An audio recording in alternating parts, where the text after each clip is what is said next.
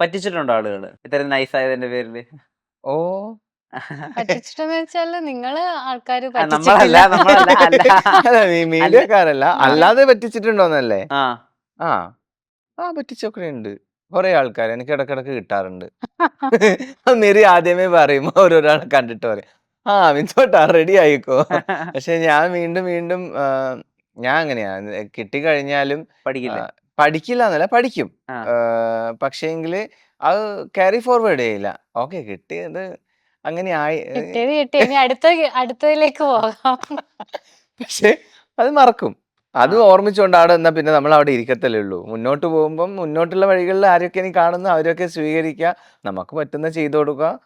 മോശമായാലും മോശം, അത് മറന്നേക്കുക, അടുത്തതിലേക്ക് ഈ പോവാ. അങ്ങനെ കിട്ടിയിൽ വെച്ചിട്ട് ഇപ്പൊ പുറത്ത് പറയാൻ പറ്റാവുന്ന ഏറ്റവും വലിയ ചതി എന്താ ഓർമ്മയിലുള്ളത്? ഇത്ര ഞാൻ ചിന്തിച്ചില്ലല്ലോ അങ്ങനെ തോന്നിയ ഒരു ചതി ഏതാ? അങ്ങനെ ഭയങ്കര മോശമായിട്ടുള്ള ചതികളൊന്നും കിട്ടിയിട്ടില്ല. എങ്ങനെയും ചെറിയൊരു പക്ഷെ എനിക്ക് ചെറിയൊരു തോന്നുന്നു ഈഗോ. നമ്മുടെ ബോട്ടം പാഞ്ചാലി തുടങ്ങിയപ്പം പാഞ്ചാലി സ്റ്റാർട്ട് ചെയ്തിട്ട് നമുക്ക് നമുക്ക് അങ്ങനെ ഒരു ഒരു ഇഷ്യൂ നല്ലൊരു വന്നിട്ടുണ്ടായിരുന്നു. എമൗണ്ട് നമ്മൾ അറിയാണ്ട് ഇങ്ങനെ പേ ചെയ്ത് സാരി ഇപ്പം വരും ഇതുവരെ വന്നില്ല. പാഞ്ചാലി അവസാനം പോലല്ലേ? പാഞ്ചാലി പൈസ അങ്ങോട്ട് കൊടുക്കാന്നല്ലാണ്ട് ഇങ്ങോട്ട് വന്നതിൽ ഇങ്ങനെ പോയിക്കോ. പിന്നെ നമ്മളത് ഫൈൻഡ് ഔട്ട് ചെയ്ത് കണ്ടുപിടിച്ച് നോക്കുമ്പോൾ അത് വലിയൊരു സ്കാം ആയിരുന്നു. അപ്പൊ നല്ലൊരു എമൗണ്ട് നമുക്ക് ബിഗിനിങ്ങിൽ പോയി. ഇപ്പം പഠിച്ചു. ഇപ്പം നമ്മളതിൽ എക്സ്പേർട്ടായി. എങ്ങനെ വെൻഡേഴ്സിനോട് സംസാരിക്കണം, അവര് ഒരു 1000 രൂപ പറഞ്ഞു കഴിഞ്ഞാൽ നമ്മൾ എത്രക്കത് സംസാരിച്ച് സെറ്റാക്കണം, ഹോൾസെയിൽ എങ്ങനെ പർച്ചേസ് ചെയ്യാം, ക്വാളിറ്റി എങ്ങനെ ചെക്ക് ചെയ്യാം, ഈ വീവേഴ്സിൻ്റെ അടുത്ത് എങ്ങനെ പെരുമാറണം, ഇതൊക്കെ നമ്മൾ പഠിച്ചു. അങ്ങനെയല്ല, വീഴ്ചകളിൽ നിന്നല്ല പഠിക്കേണ്ടത്. അതിൽ നമുക്ക് അങ്ങനെ ഒരു അബദ്ധം പറ്റിയത് കൊണ്ട് നമ്മൾ അതിൽ കൂടുതൽ ഇറങ്ങിച്ചെന്ന് അതിന്റെ ബേസ് സ്ട്രോങ് ആക്കാൻ വേണ്ടിയുള്ള എല്ലാ കാര്യങ്ങളും ഇപ്പൊ പഠിച്ചു. ഈ ഗുജറാത്തികൾ കച്ചവടം പഠിപ്പിക്കുക മക്കളെ എങ്ങനെയാണെന്ന് കേട്ടിട്ടുണ്ട്. അതായത് ആദ്യം ഒരു സ്റ്റൂളിന്റെ മേലെ നിൽക്കും, എന്നിട്ട് ചാടാൻ പറയും, അച്ഛൻ പിടിക്കുമെന്ന് പറയും. പിന്നെയും സ്റ്റൂളിന്റെ മേലെ അങ്ങനെ കയറ്റി നിർത്തും, ചാടാൻ പറയും, അച്ഛൻ പിടിക്കും. മൂന്നാമത് പോലും സ്റ്റൂളിന്റെ മേളിൽ കയറി ചാടാൻ പറയും, അയാൾ കൈവിടും, മോൻ താഴെ വീഴും. എന്നിട്ട് ബിസിനസ്സിലെ ആദ്യ പാട് ഇതാണ്, ആരെയും വിശ്വസിക്കരുത് എന്നാണ് പഠിപ്പിക്കാന്ന് കേട്ടിട്ടുണ്ട് ഗുജറാത്തികളെ. അങ്ങനെ ആരെയും വിശ്വസിക്കരുതെന്ന് പഠിച്ചോ? ഞാൻ അങ്ങനെ ഈസിലി ആരെയും വിശ്വസിക്കാറില്ല. പക്ഷെ മിത്തേട്ടൻ പെട്ടെന്ന് ആൾക്കാരെ വിശ്വസിക്കും. പക്ഷെ എനിക്ക് അങ്ങനെ അല്ല, എനിക്കൊന്ന് ഗേൾസ് പൊതുവെ അങ്ങനെയാണ്. അവരെപ്പോഴും ഒരു ഭയങ്കര ചൂസ് ഡിസ്റ്റൻസ് ചെയ്യാണ്. ഭയങ്കര ചൂസ് ചെയ്യുന്ന പറഞ്ഞാൽ ഭയങ്കര ഫ്രെയിംഡ് ആണ് ആള്. എല്ലാം കാലേ കൂട്ടി ചിന്തിച്ച് ഇപ്പൊ ഒരാളെ കണ്ടു കഴിഞ്ഞാൽ ഫ്രെയിം ഇട്ട് വെക്കും. അങ്ങനെയില്ലേ? സ്കാൻ ചെയ്യും ഇയാള് എങ്ങനെയാണ്, എന്താണ്. ഇല്ല, അത് നല്ലതാണ്. For a girl, for a female it's the best quality എന്നേ ഞാൻ പറയുള്ളൂ. കാരണം അവരങ്ങനെ ആയിരിക്കണം. നമ്മളെ പോലെ പൊട്ടന്മാരായി കഴിഞ്ഞാൽ പണി എവിടുന്നാ കിട്ടുമെന്നറിയില്ല. ഞാൻ അങ്ങനെയല്ല. ഞാൻ ആൾക്കാരുടെ അടുത്ത് കാണുമ്പോൾ ഈ ലുക്കൊക്കെ ഉണ്ടെങ്കിലും ആൾക്കാരുടെ അടുത്ത് ഭയങ്കര സോഫ്റ്റ് ആണ്. എനിക്ക് തോന്നുന്നു ഞാൻ ഭയങ്കര പോസിറ്റീവായിട്ടാണ് എല്ലാവരുടെ അടുത്തും പെരുമാറുന്നതൊക്കെ. അപ്പം ചില സമയത്തൊക്കെ കിട്ടും. അല്ല, അത് നല്ലൊരു ക്വാളിറ്റിയാണ് വേറൊരു വശത്തൂടെ നോക്കുമ്പോൾ. കാരണം ഏതൊരു ഗ്രൂപ്പ് ഓഫ് പീപ്പിളിന്റെ അടുത്ത് പോയി കഴിഞ്ഞാലും അവരുമായിട്ട് മിങ്കിൾ ചെയ്യാൻ പറ്റുക, സംസാരിക്കാൻ പറ്റുക, അത് മിത്തേട്ടന്റെ പ്ലസ് പോയിന്റ് ആണ്. എനിക്ക് അങ്ങനെ പറ്റില്ല. എന്റെ അടുത്ത് ഇങ്ങോട്ട് വർത്താനം പറഞ്ഞാൽ ഞാൻ അങ്ങോട്ട് വർത്താനം പറയും. ഞാൻ എക്സാക്ട്ലി അതേപോലെ ആയിരുന്നു കേട്ടോ. പണ്ട് പഠിക്കുന്ന സമയത്ത് ഇൻട്രോവേർട്ട് എന്നൊക്കെ പറഞ്ഞാൽ ഭയങ്കര ആൾക്കാരുടെ അടുത്ത് സംസാരിക്കുമ്പോൾ ഭയങ്കര പേടി, വിറയല്, അതൊക്കെ ആയിരുന്നു. പക്ഷെ അതിന് നേരെ ഓപ്പോസിറ്റ് വേർഷൻ ആയിപ്പോയി. ഇപ്പൊ എക്സ്ട്രാ ആയിപ്പോയോ എന്നൊക്കെ ഒരു സംശയം. ഈ ഇപ്പൊ നേരത്തെ പറഞ്ഞല്ലോ ഒരാളെ ജഡ്ജ് ചെയ്യും, അയാൾ എന്താണെന്നൊക്കെ ഉള്ളത്. അപ്പൊ ആ ഡിസൈൻ കറക്റ്റ് ആയിരിക്കും, ആ ജഡ്ജ്മെന്റ് കറക്റ്റ് ആയിരിക്കോ? അയാൾ ഇന്ന രീതിയിലൊക്കെ ആയിരിക്കും അയാളുടെ പെരുമാറ്റം, അത് കറക്റ്റ് ആയിട്ട് തന്നെ ഒരാളെ കണ്ടുപാട് എനിക്ക് ജഡ്ജ് ജഡ്ജ് ചെയ്യാൻ ചെയ്യലല്ല. പറ്റില്ല. പക്ഷേങ്കിൽ ഞാൻ അങ്ങനെ പെട്ടെന്ന് അവർക്ക് ആക്സസിബിൾ ആവുന്ന രീതിയിൽ വർത്താനം പറയും, അങ്ങനെയില്ല. പിന്നെ കുറച്ചു കാലം നമുക്ക് മനസ്സിലാവുമല്ലോ, ഒരു 1 വീക്ക് ഒക്കെ എത്തുമ്പോൾ മനസ്സിലാവുമല്ലോ.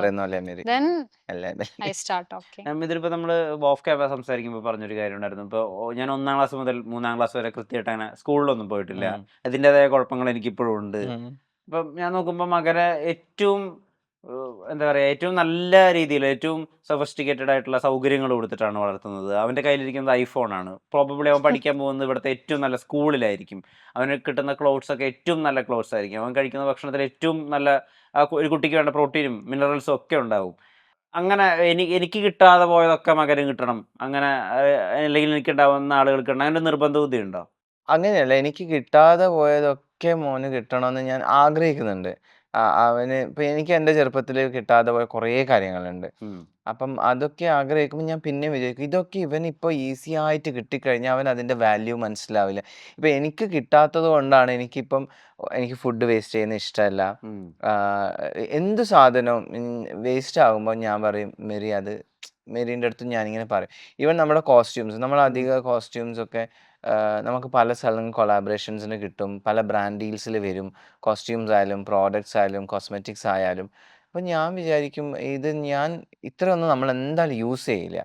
കുറേ യൂസ് ചെയ്യും. എന്നാലും എനിക്ക് ഒരുപാട് കസിൻസ് ഉണ്ട്, ഒരുപാട് ഫ്രണ്ട്സ് ഉണ്ട്, എല്ലാവരും ഇവിടെ വരും. അപ്പോൾ ഞാൻ യൂസ് ചെയ്യാത്ത സാധനം ഇമ്മീഡിയറ്റ്ലി ഞാൻ ഇവിടെ സ്റ്റോക്ക് ചെയ്ത് വെക്കുക, അല്ലെങ്കിൽ അത് കുറേ കാലത്തേക്ക് വെച്ച് എക്സ്പയർ ആയി എടുത്ത് ചാടുക. അങ്ങനത്തെ എനിക്ക് ഭയങ്കര വെറുപ്പുള്ളൊരു കാര്യമാണ്. കാരണം ഇതൊന്നും കാണാൻ പോലും വയ്യാത്തൊരു ബാക്ക്ഗ്രൗണ്ടിലൂടെ വന്നയാളാണ് ഞാൻ, ഇങ്ങനത്തെ സാധനങ്ങളൊക്കെ. അപ്പം ഇങ്ങനത്തെ സാധനങ്ങളൊക്കെ വരുമ്പം ഞാൻ ആവശ്യമില്ലാത്തതല്ല, യൂസബിൾ അല്ല, നമ്മൾ യൂസ് ചെയ്യില്ല, ഓവറായിട്ടുള്ള കാര്യങ്ങൾ ഞാൻ വേറെ ആൾക്കാർക്ക് കൊടുക്കും.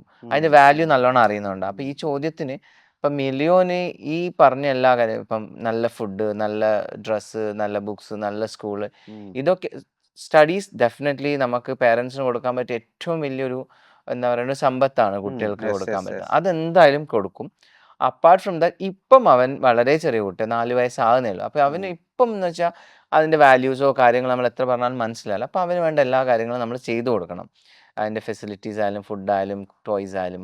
പക്ഷേ നമുക്കൊരു മെമ്മറി പവറൊക്കെ വന്ന് നമുക്ക് കാര്യങ്ങൾ മനസ്സിലാകുന്ന സമയമാകുമ്പം എല്ലാ കാര്യങ്ങളും വളരെ ഈസി ആയിട്ട് കൊടുക്കരുത് എന്നാണ് ഞാനും മെരിയും മനസ്സിലാക്കിയത്. അത് അങ്ങനെ തന്നെ പോട്ടെ എന്ന് ഞാനും വിചാരിക്കും. കാരണം അങ്ങനെ പെട്ടെന്ന് എല്ലാം ഈസി ആയിട്ട് കിട്ടിക്കഴിഞ്ഞാൽ പിള്ളേർക്ക് അതിൻ്റെ ഒരു വിലയും മനസ്സിലാവില്ല. പിന്നെ ഏതെങ്കിലും ഒരു കാലത്ത് എപ്പോഴെങ്കിലും നമുക്കൊരു അപ്സ് ആൻഡ് ഡൗൺസ് വരുമ്പോൾ അത് കിട്ടാതിരിക്കുമ്പോൾ അവർക്ക് അതിൻ്റെതായ സ്ട്രെസ്സ് വരും. പിന്നെ അത് ഫ്രസ്ട്രേഷൻ ആകും. പിന്നെ ഇപ്പോഴത്തെ സൊസൈറ്റി അറിയാലോ, എന്ത് വന്നാലും മിലിയൊക്കെ വണ്ണം വെച്ച് ഞാൻ ആകെ കിടക്കുമ്പോൾ പ്രാർത്ഥിക്കുന്നത് മിലി ഒരു നല്ല മനുഷ്യനായിട്ട് വളരണേന്ന് മാത്രം. അല്ലാണ്ട് വലിയ പണക്കാരനാകണം, വലിയ ഫിലിം സ്റ്റാർ ആകണം, അതൊന്നും ഞാൻ പ്രാർത്ഥിക്കില്ല. ആകെയുള്ള ഒരു പ്രാർത്ഥന എല്ലാവരെയും ബഹുമാനിക്കാനും റെസ്പെക്ട് ചെയ്യാനും പറ്റുന്ന ഒരു നല്ല മനുഷ്യനാകണേ, അച്ഛനമ്മയെ നല്ലോണം നോക്കണം, അതൊക്കെ പ്രാർത്ഥിക്കുള്ളൂ. നേരത്തെ പറഞ്ഞല്ലോ, ഇദ്ദേഹത്തോട് സംസാരിക്കുമ്പോൾ നമുക്ക് ഇദ്ദേഹത്തിന്റെ ഒരു ചൈൽഡ്ഹുഡ് ഒക്കെ കേൾക്കുമ്പോൾ നമുക്ക് ഭയങ്കര സങ്കടം തോന്നും. സങ്കടം എന്ന് വെച്ചാൽ ഇപ്പോൾ മൈക്കിൾ ജാക്സൺ അദ്ദേഹത്തിന്റെ ഈ ഇന്റർവ്യൂസിലൊക്കെ പറയുന്ന ഒരു കാര്യമുണ്ട്. അദ്ദേഹത്തിന് ഭയങ്കര ട്രബിൾഡ് ആയിട്ടുള്ള ഒരു ചൈൽഡ്ഹുഡ് ആയിരുന്നു. ഒരു കുട്ടി അനുഭവിക്കേണ്ട ഒരു സന്തോഷം മൈക്കിൾ ജാക്സൺ ചെറുപ്പത്തിൽ അനുഭവിച്ചിട്ടില്ല. അതുകൊണ്ട് തന്നെ അദ്ദേഹത്തിന് ഒരുപാട് കുഴപ്പങ്ങളും ഉണ്ടായിട്ടുണ്ട് ലൈഫിൽ. അപ്പോൾ അതുപോലെ ഇദ്ദേഹത്തിന്റെ ലൈഫ് ഇപ്പോൾ ഒട്ടും കളർഫുൾ അല്ലാന്നോ ഒരുപാട് പ്രശ്നങ്ങളായിരുന്നു ഒന്നും അല്ല പറയുന്നത്. പല ബേസിക് ആയിട്ടുള്ള പല കാര്യങ്ങളും സാഹചര്യങ്ങൾ കൊണ്ട് കിട്ടാതിരുന്നുണ്ടല്ലോ. അത് കേട്ടിട്ട് ഇനീഷ്യലായിട്ട് ഇദ്ദേഹത്തെ പരിചയപ്പെട്ട സമയത്ത് സങ്കടം തോന്നിയിട്ടുണ്ടോ? ഇനീഷ്യലി മിത്തുവേട്ടൻ എല്ലാം ഒറ്റയടിക്ക് എൻ്റെ അടുത്ത് ഷെയർ ചെയ്തിട്ടില്ല. ഫസ്റ്റ് കണ്ട് നമ്മള് മാരേജ് കഴിഞ്ഞ് പിന്നെ 1 ബൈ 1 ഓരോരോ സ്റ്റോറി. അതിപ്പോ ഒരാഴ്ച ഈ ദിവസം പറഞ്ഞു, പിന്നെ നെക്സ്റ്റ് വീക്ക് ആയിരിക്കും അടുത്ത സ്റ്റോറി പറയുന്നത്. ഈ ഒരു അതെ 7 ഇയേഴ്സിനുള്ളിലാണ് ഞാൻ ഇത് കേൾക്കുന്നത്. ഓക്കെ, എനിക്ക് അതാണ് നമ്മൾ പെട്ടെന്ന് ഒരു ദിവസം നമ്മളിപ്പം പ്രണയിക്കുമ്പോഴൊക്കെ പെട്ടെന്ന് എല്ലാം പറഞ്ഞു തീർക്കും. പിന്നെ കല്യാണം കഴിഞ്ഞ് ഒന്നും പറയാനുണ്ടാവില്ല. പക്ഷെ മിത്തേട്ടൻ അങ്ങനെയല്ലായിരുന്നു. മിത്തേട്ടൻ ഇങ്ങനെ സസ്പെൻസ് ഇട്ട് തരും. ഓരോരോ പ്രാവശ്യം ഓരോരോ സ്റ്റോറി എനിക്ക് ഇങ്ങനെ പറഞ്ഞു തരും. അപ്പൊ ഞാനിങ്ങനെ ആക്ച്വലി ഞാനും അങ്ങനെ ഒരു വളരെ ലോവർ മിഡിൽ ക്ലാസ് നിന്ന് വന്ന ഒരാളാണ് ഞാനും. പക്ഷെ മിത്തേട്ടന്റെ കഥയൊക്കെ കേൾക്കുമ്പോൾ എനിക്കൊന്നും അത് എന്റെ ഒരു സങ്കടമായിട്ടേ തോന്നാറില്ല.